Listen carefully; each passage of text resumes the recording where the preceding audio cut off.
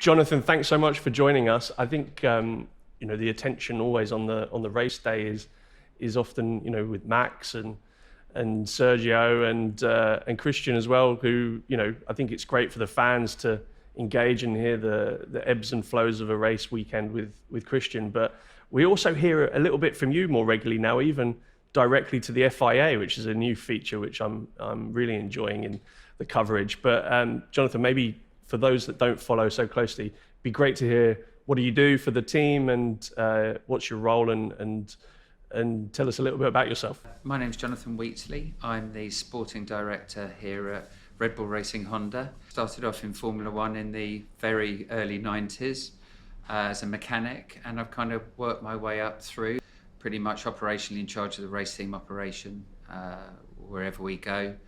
I have departments that look after travel, teams that work with me to support building the cars, as you probably imagine, and I'm the main FIA link during the course of the race weekend for all sporting matters. So I have plenty to keep me occupied most of the time. While I've mentioned it, that new piece of audio that we got a glimpse of with it's Michael, isn't it? Is it Mike? Michael Massey, FIA? Yeah, he's the race director, is he? That we I guess, I don't know. I'm a fan, but I didn't realise that you had such an active communication directly with the FIA, actually right there in the race itself. It may not be well known that we work very closely with the FIA on the developing the sporting regulations and technical regulations. My counterpart in the team who does that, and that collaborative process helps avoid confusion. I mean, the sporting regulations are a pretty weighty document, and to be absolutely completely across every aspect of that is a very tricky thing to do, and sometimes we have to help each other out, and I'd say sometimes the FIA need a little bit of support, and sometimes the teams need a little bit of support, but it's a collaborative working environment. And I would also say that since we broadcast those conversations, probably doing a lot less moaning than we used to.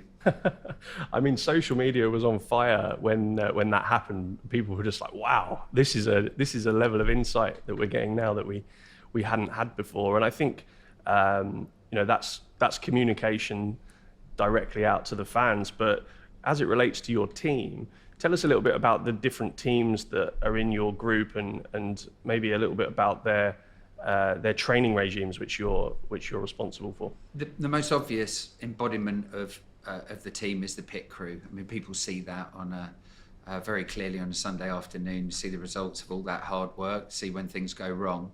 And that group of 22 people who are involved in a normal pit stop, these guys come from every aspect of the team. Some of them might work in IT. Some of them might be a gearbox guy, another one an electronics specialist, obviously the mechanics you would expect. But we have also some people who are really much computer-based, but they're doing jobs in the pit crew as well.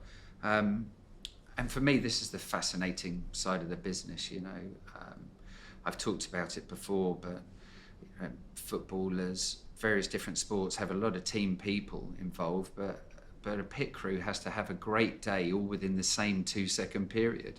And these guys are all dealing with different pressures. Some of them may be relatively new to a pit stop. I mean, you can imagine the first time you do a pit stop on a car that's leading a race, that brings its own pressures. And hopefully, the training that we've done and the way that we communicate to the guys, the constant communication through the race, enables them to be in a good state of mind when they go into that situation.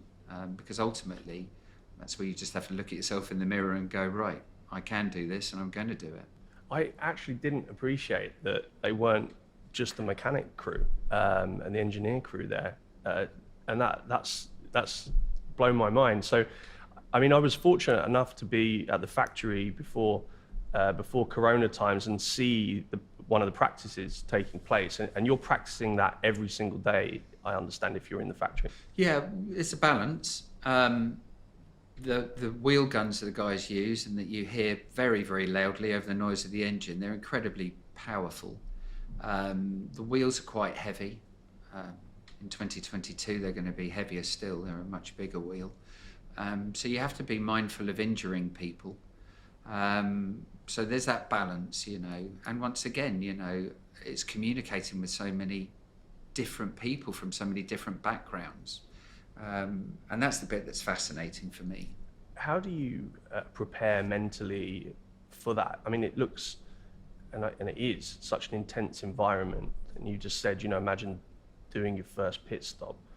But you guys are just there every week, every race day, with the fastest pit stop. I mean, I can't remember the last race when you guys didn't win it. So I can. I mean, well, that's interesting then. So that was a bruising moment for you to not get, like, that's the level of performance that you're striving for. That you remember that race when it didn't come in as the fastest pit stop.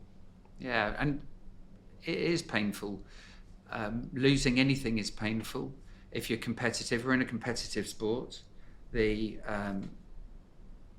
I take an enormous amount of pride in the team and the attitude they take towards pit stops to deliver, as you say, under this high pressure environment. I mean, people forget it's not about the equipment. It's an entirely human endeavour. It's human performance for me, and it's that embodiment of the team, and that's why we take so much pride in it. Nobody wants to let the team down. And we want to represent our team in the best way that we possibly can. We wear the shirt, we have the pride of working for Red Bull, and that's an embodiment of it. Just to talk about something that happened in last season, which was again about, I think, performance, and then moving also into very clear, crisp communication. And that was Hungary, where Max on the lap to the grid took a spin or went into the barrier.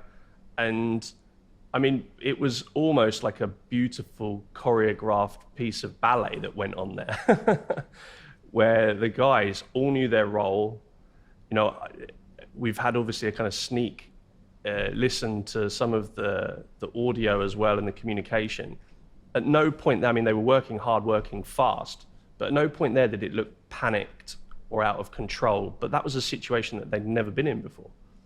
How did that play out? We were all a little bit shocked and surprised to see what happened on the reconnaissance lap.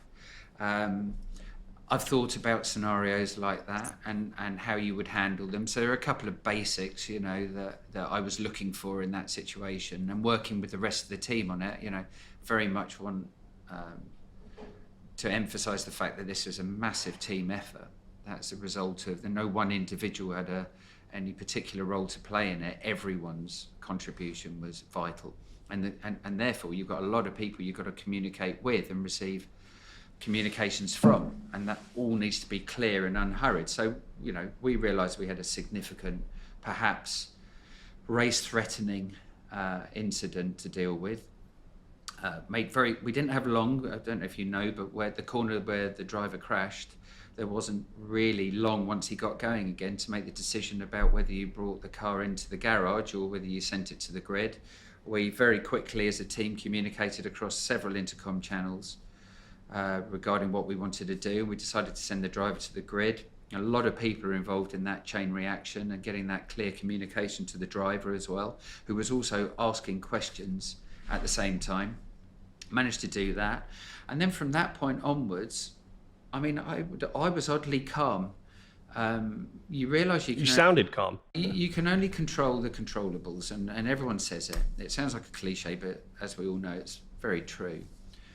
So what I wanted to do is just pick up on any breakdown in communication or procedures that we've implemented and agreed and been working on. And that's what I did. I kind of sat on everyone's shoulder, if you like, and just tried to stay calm, listen to where the communication was imperfect or even broken down, or if I was concerned that there wasn't enough communication. At the same time, you've got Helmut Marko, you've got Christian, you've got to keep them informed as well as make sure the supply chain of parts to the grid. If you've done the job well, then the team around you, the guy just suddenly thinks, I need this spanner, and actually that spanner arrives over his shoulder.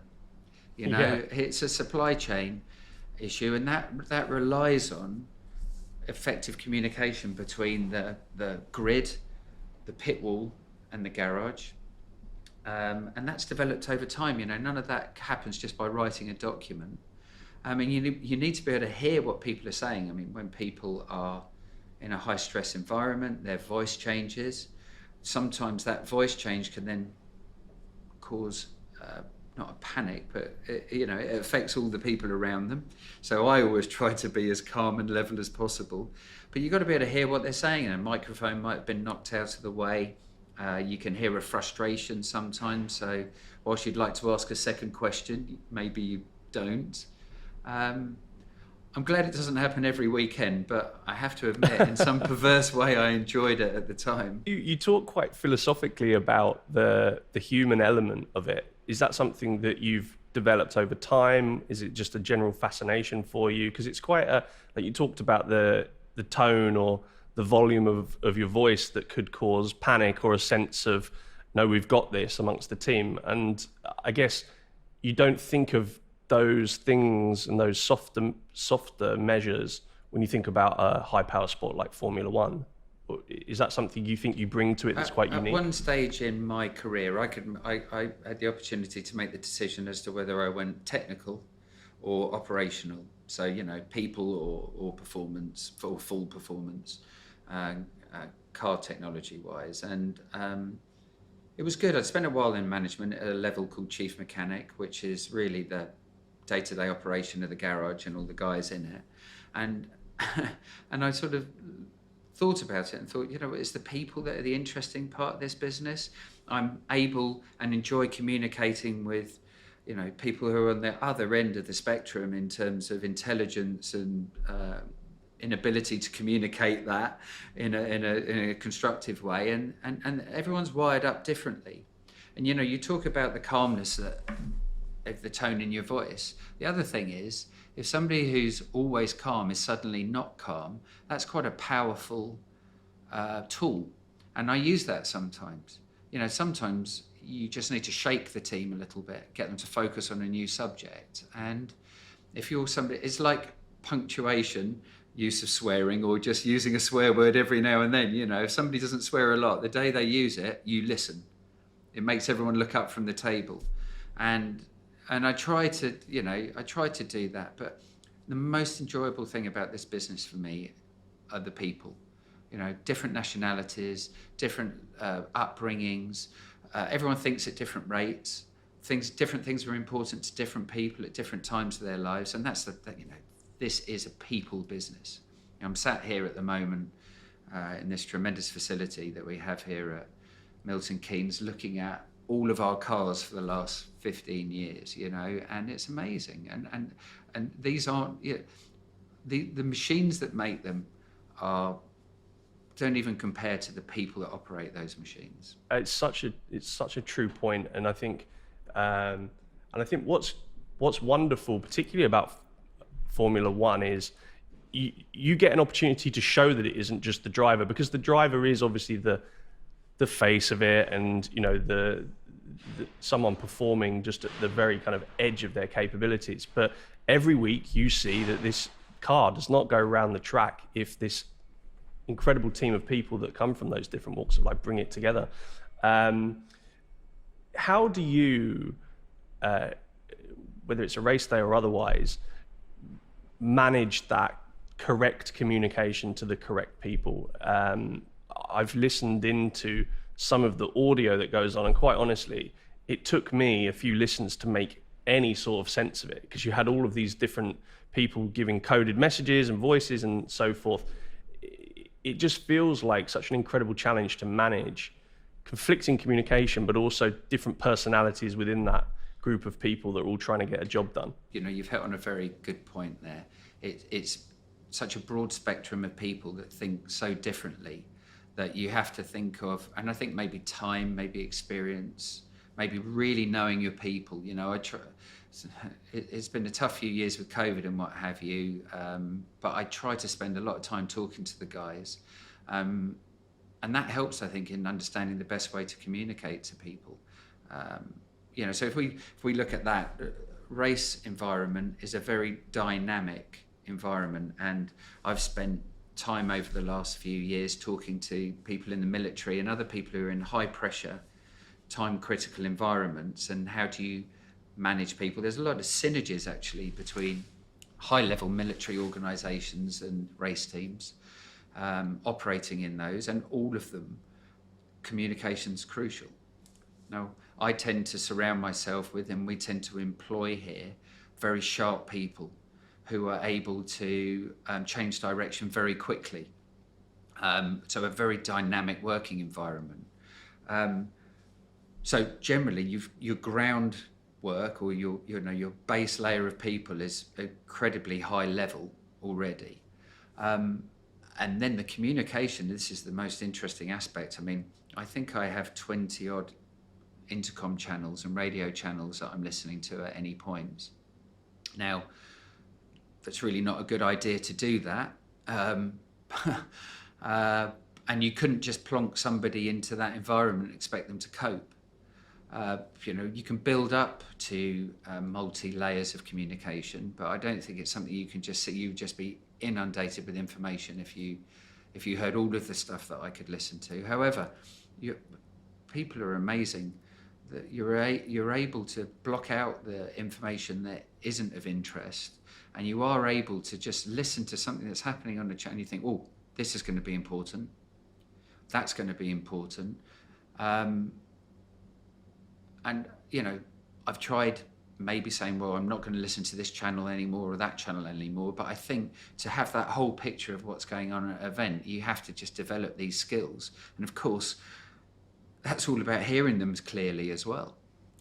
Different volumes, different levels of background noise, different levels of stress, people who maybe their core skill set isn't clear, effective communication the whole time. So you have to try to understand their message and act on that. And I keep saying it, but it's all part of the fun of doing it. Do you think the people at the other end of those 20 channels, is it also on them to know the right information to communicate so that they're not bringing erroneous details because they understand and can put themselves into your shoes to really appreciate that you're dealing with all of this information? It's two-way, right? Yeah, and so clarity of communication, effectiveness of communication, and also the brevity of messages is vital.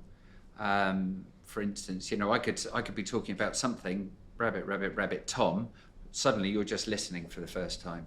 You weren't following what I was talking about before until you hear your name. So a really good way of getting somebody's attention is start off by going, Tom, message, and it's coaching. So with the guys, I coach with them, and I can be a bit short in the race. Maybe you've heard the best side of me, but I work very much with the guys in them trying to frame a message in the shortest amount of time possible.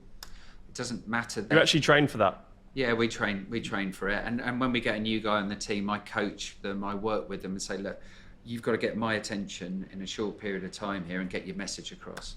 So, Johnathan, Tom, urgent, right, I'm going to listen to that guy. So if you've got a whole load of messages coming in, you listen to that. You mentioned a little while ago that you're sitting there. I'm kind of jealous of your view right now because you're outside of that window in that room there. I can remember where you're sitting. You've got, like you said, that kind of lineup of every single one of your championship cars.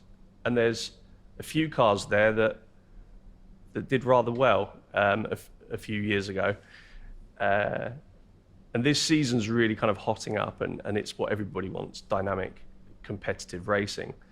How motivating is that to remember those championship victories? And are you getting excited yet about the potential for this year, or how do you manage that expectation? Well, is it coming home? Is it coming home for Red Bull? Good question. I think, look, get back to basics for a second. I'm a highly motivated person. I've been very lucky with that. This is my 31st year in competitive motorsports in Formula One. I've pretty much spent my whole life in the business. And it gets intense. And the period that we're talking about now is what you live for. You spend your whole time worrying during it. You can't ever fully enjoy it because you're worried about the next thing that could go wrong. You allow yourself a brief period after the race when you've done well to sort of let it wash over you, but then you're straight away focused on the next goal. And it's only really at the end of the year you get to look back over the whole thing and try to work out if you enjoyed it or not.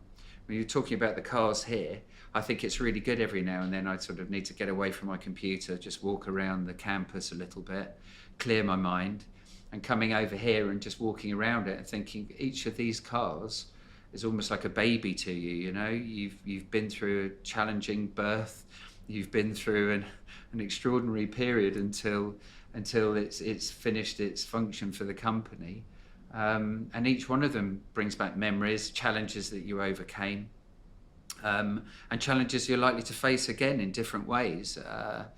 And that's the extraordinary thing about, of course, working for a team of this caliber over this period of time. You know, every one of them, even the ones that you want to kick when nobody's looking, brought some degree of incredible joy at some point, you know, especially if it was a victory out of the blue, you know. So it's great to come over here and reset sometimes. Obviously there's going to be some big changes which were delayed by a year because of everything that's gone on in the last nearly 18 months. You guys in parallel are still developing this year's car, or fully focused on the 2022 car with all the new changes to the regulations and for the people watching, basically the look of the car? Yeah, I think if we take an overview on where we are in 2021 moving into 2022, I think certainly I'm probably the busiest that I've ever been in my professional career. We have, on the one hand, we're trying to win the championship this year. We try every year, but we're trying especially hard this year to win the championship. So there's that. We have the ongoing battle with COVID that at any point could take away seriously talented people within the team. So we're fighting that. We're a big organisation, and the FIA cost cap is having an effect on what we're doing. As you mentioned, we're then going to go into 2022, and those regulations are still, as we sit here today, a little immature, the sporting regulations, because we did kick that can down the road at the beginning of 2019. For those of you that don't know, we were supposed to be operating to an entirely new set of sporting regulations and technical regulations this year, but we effectively rolled over the ones from 2020 because we had too many challenges on in the sport. And part of my capacity is taken up on trying to make sure the team's in the best shape for 2022, and that we can support the technical guys with the right crew of people and the right operating philosophy going into that season. I mean, Formula One really was a kind of beacon of how to pivot your talents, capabilities within the team when we all went into lockdown last year. And then also when you returned to racing, it was a beacon for how to bring back the pinnacle of sport in a way that can be controlled with all of the issues around bubbles and so forth from a COVID perspective. I mean, it's adaptable, isn't it, in terms of support, in terms of the people within the team and their ability to really flex and adapt to situations that wouldn't have ever been foreseen as you rolled into the start of last year. I'm surrounded by, not by accident, I'm surrounded by some very talented people, and I'm an absolute believer in the team philosophy. And that extends to the FIA as well. So we would normally have, let's say, 4 or 5 sporting meetings with the FIA a year. I think we'd had 12 before we got to the first race with COVID. We worked incredibly hard with the FIA and with all the other teams and the promoter and Formula One in general to try to implement a set of safety regulations, COVID-related safety regulations that would allow us, well, the perception of Formula One had to be at the very highest level that we were a clinically precise sport and we were taking no risk when it came to safety. So that therefore opens up countries' abilities to let you in, because they go, well, look at these guys, you know, look at their procedures, look at their operating, look at their testing regime for PCR testing. These guys are taking it seriously, and that makes it a lot easier for countries to let people into their borders, across their borders. Let them into their country. So, on the one hand, we were working with the FIA, and on the other hand, we had working groups here in the business that. It was fantastic to be a part of. The creativity, the coming up with solutions for one-way systems in the factory, how we as a company don't lose that essential Red Bull spirit. We still have that, despite the fact that everyone's got to wear a mask all day long, that there's constant wash, the cleanliness and the clinical management that's required. And it was a challenging period. I think we did a great job. I think, here is a team at the factory with spanning various departments. Everyone took it very seriously and worked well together. I mean, nobody enjoys, nearly everyone listening to this will have had to wear a mask for a lot longer than they wanted to at certain periods. But we all understand that that's essential, what we have to do, and the team's been very good about it. Johnathan, we'll finish up with this one. I think for the rest of this season, as you kind of go into it, how do you chunk up the rest of the season into short, medium, and longer term goals? Obviously, the longer term goal is to win the championship, but how do you just keep that momentum rolling? Is it simply about the performance of the car, or do you put it into some categories and chunk it up so that these smaller goals are achievable and that aggregates up to the success of winning the championship? I keep my eye on the prize, which is the long-term goal, but you get knocks along the way, and I'm fully expecting those knocks to sometimes feel like a body blow, but you just have to stay focused on the future. There are people in the team that you just want focused in the here and now, and it's having that level of sort of thought process all the way through the business. With the guys, it's very much, play, just do the very best you can every single time, every day that you go into work. Just do the best you can, and we'll be thinking about the long-term strategic planning. It's great. You're there at a race weekend, you're immersed in it, but at the same time, part of you is thinking about the long-term goals. And I think what we've been telling the team, and you can only do what you can do. You just got to do the very best that you can do as a person in that team. I always say, if something just doesn't feel right in Formula One, it's not right. If you're doing up a nut and bolt at that very basic level, if it just doesn't feel right, flag it up. Point out every single thing that could be an obstacle in our challenge or a potential concern. Because collectively, you're a stronger organisation. Making that decision on your own, you don't have to. There's a lot of people around to help support you. And I think that's it. Just rely on the team methodology. Rely on being a team, part of a team, and don't ever feel at any point that you have to stand there above everyone making all the decisions. Most of the time it can be a collective effort. Johnathan, thanks so much for taking your time right in amongst the busy schedule. We really appreciate it. A lot of great messages that I think people, individuals and companies can learn from you and from Red Bull and from Formula One in general. So we really appreciate it. Thank you so much. Thank you, Tom. It's been very nice to be part of it. Don't do these things very often. It's nice to hear somebody really clearly for the first time.